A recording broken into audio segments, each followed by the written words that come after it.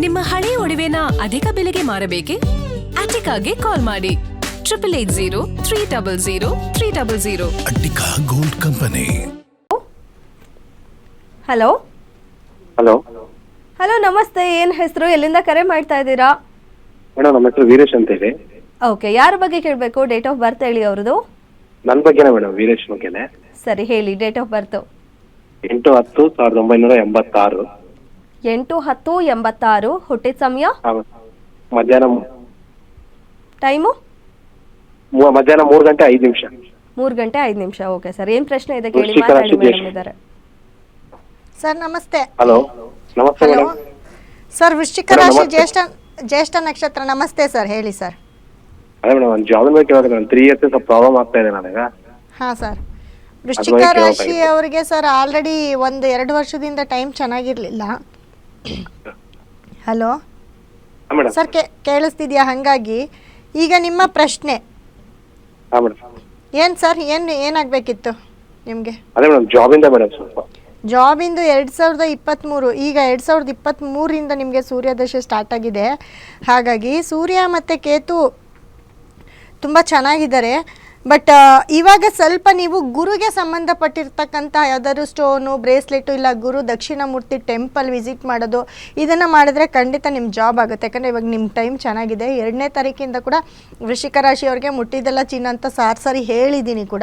ಹಾಗಾಗಿ ನೀವೇನು ಕೆಲಸ ಕಳ್ಕೊಂಡಿರ್ತೀರಿ, ಯಾಕಂದರೆ ಇದೇ 1 ವರ್ಷ 2 ವರ್ಷ ತುಂಬ ಪ್ರಾಬ್ಲಮಲ್ಲಿ ಸಿಕ್ಕಾಕೊಂಡ್ರಿ. ಕೆಲಸ ಕಳ್ಕೊಳ್ಳೋದಾಗಿರ್ಬೋದು, ಸಾಲ ಮಾಡಿರೋದಾಗಿರ್ಬೋದು. ಕೇಳಿಸ್ತಿದೆಯಾ ಸರ್? ಎಲ್ಲ ಕೇಳಿಸ್ತೀನಿ, ಥ್ಯಾಂಕ್ ಯು. ಅದನ್ನೆಲ್ಲ ಆಗಿರುತ್ತೆ. ಬಟ್ ಈಗ ಟೈಮ್ ತುಂಬ ಚೆನ್ನಾಗಿದೆ. ನಮ್ಮಲ್ಲಿ ನಿಮ್ಮ ಕೆಲಸಕ್ಕೆ ಅಂತಲೇ ಕೆಲವೊಂದು ಸ್ಟೋನು, ಬ್ರೇಸ್ಲೆಟ್ ಕೊಡ್ತೀವಿ. ನಮ್ಮ ಸಂಸ್ಥೆ ನಂಬರ್ ಕರೆ ಮಾಡಿ ಖಂಡಿತ ಗುರುವಿಗೆ ಏನು ಬೇಕೋ ಅದನ್ನು ಕೊಡ್ತೀವಿ. ಅದು ಗುರುಗ್ರಹದ ಒಂದು ಬ್ರೇಸ್ಲೆಟ್ ಕೊಡ್ತೀವಿ, ಅದನ್ನು ಹಾಕ್ಕೊಳ್ಳಿ ಸರ್, ಖಂಡಿತ ನಿಮ್ಮ ಕೆಲಸ ಆಗುತ್ತೆ. ಓಕೆ, ಧನ್ಯವಾದ ಸರ್ ಕರೆ ಮಾಡಿದ್ದಕ್ಕೆ. ಎಸ್ ಮೇಡಮ್, ಕಾರ್ಯಕ್ರಮದ ಮೊದಲಲ್ಲಿ ಕಟಕ ರಾಶಿ ಪುನರ್ವಸು ನಕ್ಷತ್ರದ ಬಗ್ಗೆ ತಿಳಿಸ್ಕೊಡ್ತಾ ಇದ್ರಿ. ಮುಂದುವರಿಸ್ತಾ ಹೋಗೋದಾದ್ರೆ ಅದನ್ನು ನೋಡಿ, ಕಟಕ ರಾಶಿ ಅವ್ರದ್ದು ಇವತ್ತು ತುಂಬ ಜನ ಬಂತು. ಯಾಕಂದರೆ ಕಟಕ ರಾಶಿಗೆ ಗುರು ಬಂದಿದ್ದಾನೆ. ಇದೇ ವಿಜಯ್ ಅವ್ರದ್ದು ಕಟಕ ರಾಶಿ ಅಂತ ಹೇಳಿದೆ. ತಾರಾ ಮೇಡಮ್ ಅವ್ರದ್ದು ಕೂಡ ಕಟಕ ರಾಶಿ ಪುಷ್ಯ ನಕ್ಷತ್ರ ಬರುತ್ತೆ. ಹಾಗಾಗಿ ಇವರೆಲ್ಲ ಏನಪ್ಪ ಅಂತಂದರೆ, ನೋಡಿ ವಿಜಯ್ ಅವರು ಸತತವಾಗಿ ಟೆಂಪಲ್ಗೆ ಹೋಗ್ತಾ ಇದ್ದಾರೆ. ಟೆಂಪಲ್ ಅಂತಂದರೆ ಯಾಕೆ ಅಂದರೆ, ಗುರು ಬಂದಾಗ ಅದು ಪುನರ್ವಸು ನಕ್ಷತ್ರ ಅಂತಂದರೆ ಗುರು ನಕ್ಷತ್ರನೇ ಆಗಿರುತ್ತೆ. ಅವನು ಕಟಕ ರಾಶಿಗೆ ಬಂದಾಗ ಏನು ಮಾಡ್ತಾನೆ ಅಂದರೆ, ಕೆಲವೊಂದು ಡಿಸಿಷನ್ನ ತೊಗೊಳೋದಕ್ಕೆ ಸ್ವಲ್ಪ ಅಡೆತಡೆಗಳು ಜಾಸ್ತಿ ಆಗುತ್ತೆ. ಮತ್ತು ತುಂಬ ಜನಕ್ಕೆ ಏನಾಗುತ್ತೆ, ಶತ್ರುಗಳು ಜಾಸ್ತಿ ಆಗ್ತಾ ಹೋಗ್ತಾರೆ. ಕಟಕ ರಾಶಿಯವ್ರಿಗೆ ಶತ್ರುಗಳು ಜಾಸ್ತಿ ಆಗ್ತಾ ಹೋಗ್ತಾರೆ. ಮತ್ತು ತುಂಬ ಚಾಡಿ ಮಾತುಗಳು, ಅಲ್ಲಿ ಇಲ್ಲಿ ಮಾತಾಡೋದು, ಅವೆಲ್ಲ ಕಿವಿಗೆ ಬೀಳ್ತಾ ಇರುತ್ತೆ. ಅದರಿಂದ ಸ್ವಲ್ಪ ಮನಸ್ಸು ಕೂಡ ನೊಂದ್ಕೊಳ್ಳೋ ಅಂಥದ್ದಾಗುತ್ತೆ ಕಟಕ ರಾಶಿಯವ್ರಿಗೆ. ಯಾಕಂದರೆ ಕಟಕ ರಾಶಿಯ ಅಧಿಪತಿ ಚಂದ್ರ ಕೂಡ ಆಗಿರ್ತಾನೆ. ಹಾಗಾಗಿ ಇಲ್ಲಿ ಕಟಕ ರಾಶಿಯಲ್ಲಿ ಪುನರ್ವಸು ನಕ್ಷತ್ರ, ಪುಷ್ಯ ನಕ್ಷತ್ರ, ಅದೇ ರೀತಿ ಆಶ್ಲೇಷ ನಕ್ಷತ್ರ, ಈ 3 ನಕ್ಷತ್ರದವ್ರಿಗೆ ಸ್ವಲ್ಪ ಟೈಮು ಹಿಂದೆ ಮುಂದೆ ಇರುತ್ತೆ. ನಾವೇನೇ ಒಂದು ವೃತ್ತಿಯಲ್ಲಿರಲಿ ಅಥವಾ ನಮ್ಮ ಕೆಲಸ ಕಾರ್ಯಗಳು ತುಂಬ ನಡೀತಾ ಇರಲಿ ಅಂದರೆ ಅಡೆತಡೆಗಳು ಜಾಸ್ತಿ ಆಗ್ತಿರುತ್ತೆ. ನೀವು ಕಟಕ ರಾಶಿಯವರು ತಿರುಚಂದೂರು ಮುರುಗನ ಟೆಂಪಲ್ನ ವಿಸಿಟ್ ಮಾಡ್ತಾ ಹೋಗಿ, ಸುಬ್ರಹ್ಮಣ್ಯನನ್ನು ಅತಿ ಹೆಚ್ಚು ಆರಾಧಿಸಿ. ಮತ್ತು ಪುನರ್ವಸು ನಕ್ಷತ್ರ ಅಂತ ಅಂದೆ ನೋಡಿ, ಪುನರ್ವಸು ನಕ್ಷತ್ರ ಅಂತ ಬಂದಾಗ ಇದು ಕೂಡ ಗುರು ನಕ್ಷತ್ರನೇ ಆಗಿರುತ್ತೆ. ಸೊ ಈ ಗುರು ಬಂದು ಈಗ ಕಟಕ ರಾಶಿಯಲ್ಲೇ ಇರೋದ್ರಿಂದ ಪುನರ್ವಸು ನಕ್ಷತ್ರದವ್ರಿಗೆ ನೋಡಿ, ಈ ನಕ್ಷತ್ರದವ್ರಿಗೆ ಕಟಕ ರಾಶಿಯಲ್ಲಿರ್ಬೋದು, ಈ ನಕ್ಷತ್ರದವರು ಅತಿ ಹೆಚ್ಚು ಫಾಲೋ ಮಾಡಬೇಕಾಗಿರೋ ಅಂಥ ಒಂದು ದಿನಗಳು ಯಾವುದಪ್ಪ ಅಂತಂದರೆ, ಯಾವತ್ತು ಪುಷ್ಯ, ಅನುರಾಧ ಮತ್ತು ಉತ್ತರ ಭಾದ್ರ ಈ ನಕ್ಷತ್ರಗಳು ಬರುತ್ತೆ ಅಂಥ ದಿನ ನಿಮ್ಮ ಒಳ್ಳೆ ಕೆಲಸಗಳನ್ನ ಮಾಡೋಕ್ಕೆ ಸ್ಟಾರ್ಟ್ ಮಾಡಿ.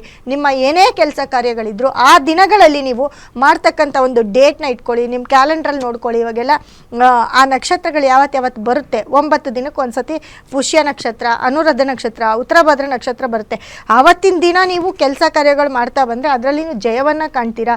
ಅದರಲ್ಲಿ ನಿಮಗೆ ವೃದ್ಧಿ ಅಂದರೆ, ಒಂದು ಸತಿ ನೀವೇನೋ ಒಂದು ಕೆಲಸ ಮಾಡಿದ್ರೆ ಅದು ಡಬಲ್ ಆಗ್ತಾ ಹೋಗುತ್ತೆ. ಅಂದರೆ ನಿಮ್ಮ ಆದಾಯ ಕೂಡ ಜಾಸ್ತಿ ಆಗ್ತಾ ಹೋಗುತ್ತೆ.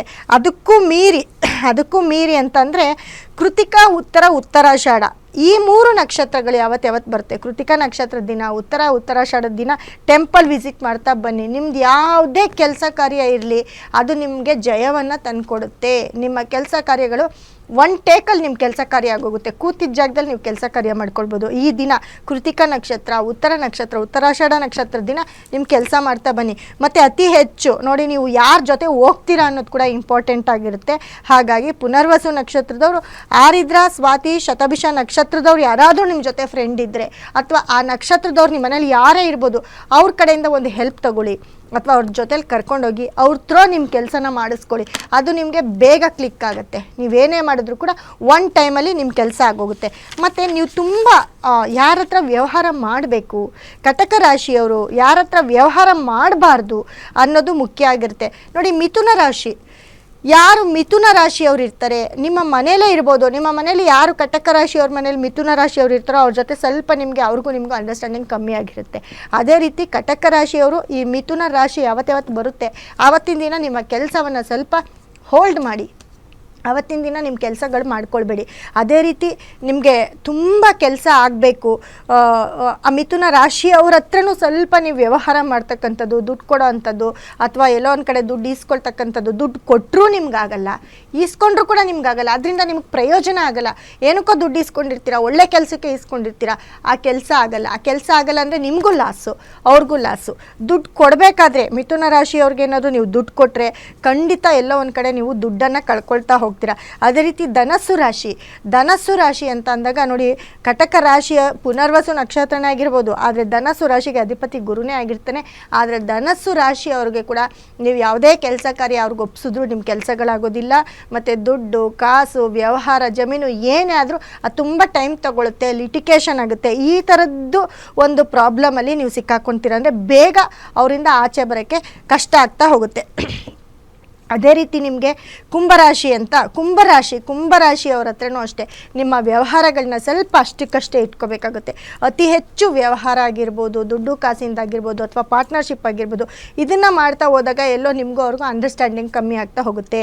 ಅಂಡರ್ಸ್ಟ್ಯಾಂಡಿಂಗ್ ಕಮ್ಮಿ ಆಗೋದಕ್ಕಿಂತ ಸಡನ್ನಾಗಿ ತುಂಬ ಚೆನ್ನಾಗಿ ವ್ಯವಹಾರ ಮಾಡ್ತೀರಾ, ಎಲ್ಲೋ ಒಂದು ಕಡೆ ಸಡನ್ನಾಗಿ ಲಾಕ್ ಆಗಿಬಿಡೋದು, ಸಡನ್ನಾಗಿ ಕಿತ್ತೋಗೋದು, ಈ ಥರದ್ದು ಆಗ್ತಾ ಹೋಗುತ್ತೆ. ಹಾಗಾಗಿ ನಾನು ಯಾವ ರಾಶಿಗಳು ಹೇಳಿರ್ತೀನಿ, ಕಟಕ ರಾಶಿ, ಮಿಥುನ ರಾಶಿ ಆಗಿರ್ಬೋದು, ಧನಸ್ಸು ಆಗಿರ್ಬೋದು, ಕುಂಭರಾಶಿ ಆಗಿರ್ಬೋದು, ಇವ್ರುಗಳ ಜೊತೆ ವ್ಯವಹಾರಗಳು ಮಾಡಬೇಕಾದ್ರೆ, ದುಡ್ಡು ಕಾಸಾಗಿರ್ಬೇಕಾದ್ರೆ, ಪಾರ್ಟ್ನರ್ಶಿಪ್ ಮಾಡಬೇಕಾದ್ರೆ ಸ್ವಲ್ಪ ಹಿಂದೆ ಮುಂದೆ ನೋಡಿಕೊಂಡು ವ್ಯವಹಾರ ಮಾಡ್ಬೋದು.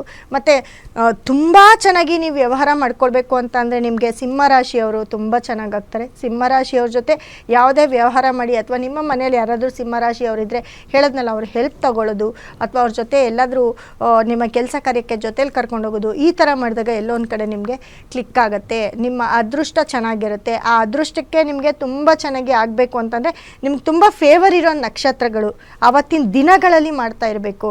ಅದೇ ರೀತಿ ನಿಮಗೆ ತುಂಬ, ನಾನು ಹೇಳಿದೆ, ಸ್ವಾತಿ, ಆರಿದ್ರ, ಶತಭಿಷ ನಕ್ಷತ್ರ, ಹಾಗೆ ಪುಷ್ಯ, ಅನುರಾಧ ನಕ್ಷತ್ರವನ್ನು ಕೂಡ ನೀವು ಫಾಲೋ ಮಾಡಿದ್ರೆ ಖಂಡಿತ ನಿಮ್ದು ಏನೇ ಕೆಲಸ ಇದ್ದರೂ ಅದು ನಿಮಗೆ ಒನ್ ಟೇಕಲ್ಲಿ ಕೆಲಸ ಆಗುತ್ತೆ. ಆ ದುಡ್ಡು ಬರೋದಾಗಿರ್ಬೋದು, ಬರೋ ದುಡ್ಡನ್ನು ಅವತ್ತು ನೀವು ಜಸ್ಟ್ ಫೋನಲ್ಲಿ ಕೇಳೋದು ಅಥವಾ ಹೋಗಿ ಕೇಳೋದು, ಈ ಥರ ಮಾಡ್ತಿದ್ರೆ ಕಟಕ ರಾಶಿಯವ್ರಿಗೆ ಒನ್ ಟೇಕಲ್ಲಿ ಕೆಲಸ ಆಗ್ತಾ ಹೋಗುತ್ತೆ. ಹಾಗಾಗಿ ಕಟಕ ರಾಶಿಯವರು ಅತಿ ಹೆಚ್ಚು ದೇವರ ಆರಾಧನೆಯನ್ನು ಕೂಡ ಮಾಡಬೇಕಾಗುತ್ತೆ. ದಕ್ಷಿಣಾಮೂರ್ತಿ ಗುರುವನ್ನು ಆರಾಧಿಸಬೇಕಾಗುತ್ತೆ. ತಿರುಚಂದ್ರು ಮುರುಘ ಅಂತ ಹೇಳಿದೆ, ಅವನ್ನ ಕೂಡ ಆರಾಧಿಸಬೇಕಾಗುತ್ತೆ. ಬಹಳಷ್ಟು ಶತ್ರುಗಳು ನಿಮ್ಮನ್ನು ಕಾಡ್ತಿರ್ತಾರೆ. ಗುರು ಅಲ್ಲಿರ್ಬೋದು, ಕಟಕ ರಾಶಿಗೆ ಗುರುಬಲನೇ ಇರ್ಬೋದು, ಆದರೆ ಎಲ್ಲ ಕೆಲಸ ಕಾರ್ಯಗಳು ಆಗುವಂಥ ಟೈಮಲ್ಲಿ ನಿಮಗೆ ಶತ್ರುಗಳು ಜಾಸ್ತಿ ಆಗ್ತಾ ಹೋಗ್ತಾರೆ. ಹಾಗಾಗಿ ಇವಾಗ ಅದೇ ನಿಮಗೆ ಎಕ್ಸಾಂಪಲ್ ಹೇಳ್ತಾ ಬಂದೆ. ಮತ್ತು ಬೇರೆ ಬೇರೆ ಕೆಲವೊಂದು ಮಾತುಗಳನ್ನು ಕೇಳ್ತಾ ಹೋಗಬೇಕಾಗತ್ತೆ, ಚಾಡಿ ಮಾತುಗಳನ್ನು, ಅಥವಾ ನೀವೇ ಬಾಯಿ ತಪ್ಪಿ ಯಾರಿಗಾದ್ರೂ ಒಂದು ಮಾತು ಹೇಳ್ಬೋದು. ಆ ಹೇಳೋ ಮಾತು ಕೂಡ ಎಲ್ಲೋ ದೊಡ್ಡದಾಗಿ ಪರಿಣಮಿಸ್ತಾ ಹೋಗುತ್ತೆ. ಮೇಡಮ್, ಇವತ್ತಿನ ಕಾರ್ಯಕ್ರಮದಲ್ಲಿ ಸಾಕಷ್ಟು ವಿಚಾರ ತಿಳಿಸ್ಕೊಟ್ರಿ, ಧನ್ಯವಾದ ಮೇಡಮ್. ನೋಡಿ, ಇಷ್ಟೊತ್ತು ಕಟಕ ರಾಶಿ ಪುನರ್ವಸು ನಕ್ಷತ್ರದ ಬಗ್ಗೆ ಕೂಡ ಹೇಳ್ತಾ ಬಂದೆ. ಹಾಗಾಗಿ ಪುನರ್ವಸು ನಕ್ಷತ್ರ ಅಂದರೆ ರಾಮನ ಒಂದು ನಕ್ಷತ್ರ ಕೂಡ ಆಗಿರುತ್ತೆ. ಏನೇ ಬಂದರೂ ಸಹಿಸ್ಕೊಳ್ಳೋದು ಕಟಕ ರಾಶಿಯವರೇ ಆಗಿರ್ತಾರೆ. ಹಾಗಾಗಿ ತುಂಬ ತಾಳ್ಮೆ ವಹಿಸ್ಕೊಳ್ಳೋದು ಕೂಡ ಕಟಕ ರಾಶಿಯವರೇ ಆಗಿರ್ತಾರೆ. ಹಾಗಾಗಿ ಕಟಕ ರಾಶಿಯವ್ರಿಗೆ ಒಳ್ಳೆಯದಾಗಲಿ, ಅದಕ್ಕೆ ಬೇಕಾಗಿರುವಂಥ ಪರಿಹಾರವನ್ನು ಕೂಡ ಮಾಡ್ಕೊಳ್ತಾ ಬನ್ನಿ ಅಂತ ಹೇಳ್ತಾ, ಇಷ್ಟೊತ್ತು ನನ್ನ ಒಂದು ಕಾರ್ಯಕ್ರಮ ನೋಡಿರೋ ಎಲ್ಲ ನನ್ನ ವೀಕ್ಷಕರಿಗೂ ಕೂಡ ನನ್ನ ಒಂದು ಧನ್ಯವಾದನ ತಿಳಿಸ್ತೀನಿ.